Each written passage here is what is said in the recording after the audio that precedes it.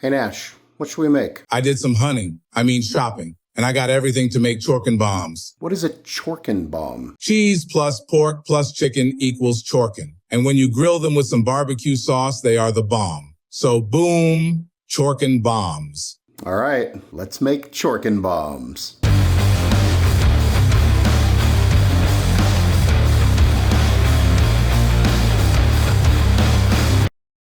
Today, we're making Chorken bombs. What's a Chorken bomb, you ask? Good question, because I just made it up. We made a bunch of different kind of jalapeno poppers, and I was kind of thinking somewhere in that realm. I think that's just where my brain was at. And I was like, what if we took like chicken tender kind of deals and stuffed them with cheese and wrapped them with bacon and then kind of cooked them, you know, smoked them low and slow on the grill. And then I figured if you make cheese, pork, chicken, you get Chorken. And then bomb just sounds good. So hey, without further ado, let's go.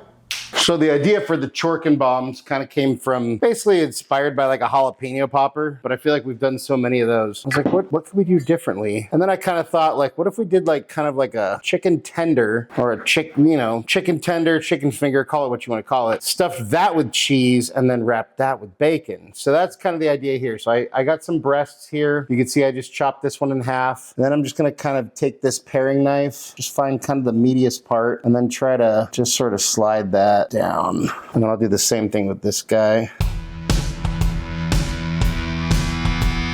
And then from here, you could use, I was originally gonna use string cheese, but then I thought, you know what, they make these little cheese sticks with all kinds of different cheeses like cheddar and pepper jack. So I got some pepper jack because I thought that would be kind of good. And it kind of adds that pepperiness we don't have from not using jalapenos. So I feel like we just kind of slide this guy in there.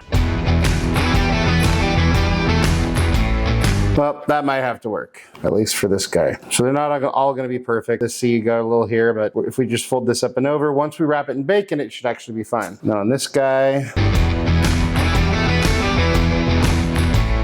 there we go. See, this one's going in nicely. This actually feels wrong, to be honest, but it is what it is. So there, we got our little chicken tenders. And then I feel like I'll probably just fold that over like that. So there, and then you just do the same with the rest of your guys. All right, so they're not gonna come out perfect, but some of them do, so good. Let me go ahead and hit these with your favorite barbecue rub. And then we set this aside for now. So here's my thought. We take a piece of bacon here, something like that. We take one of our guys here, just sort of wrap this up like this. Okay, so my idea is not the best. I had a thought. And then we just do this, and then we do this.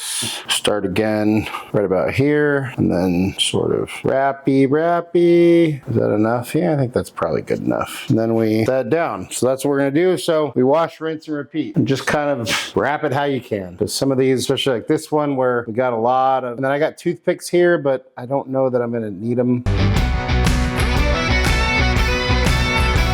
I think the rolling idea works better, to be honest. I thought the double roll was gonna work better, but I was wrong.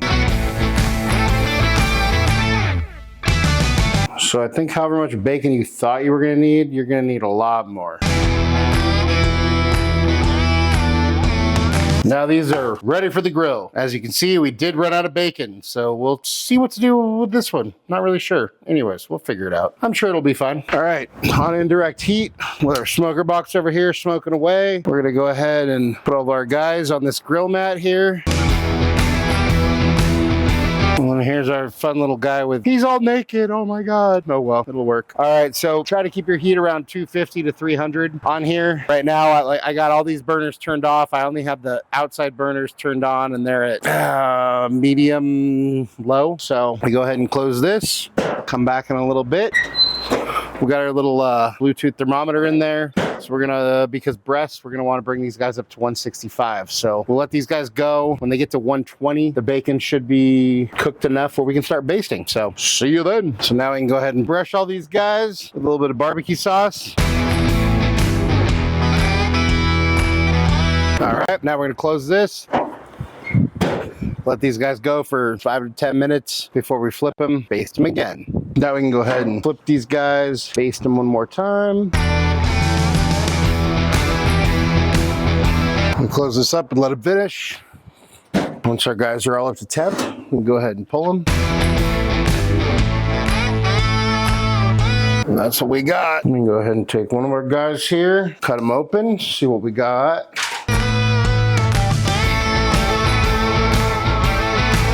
Yeah, look at that. Nice. And there's our beautiful little Chorken Bombs. Woohoo!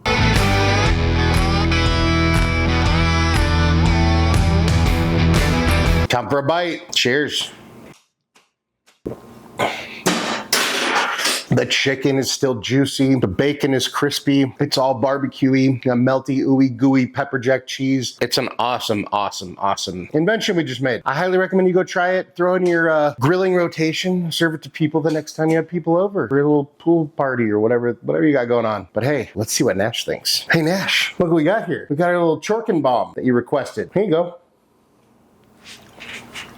What do you think? See, I told you Chorken Bombs would be good. Anything you want to say to your fans? Be a voice, not an echo.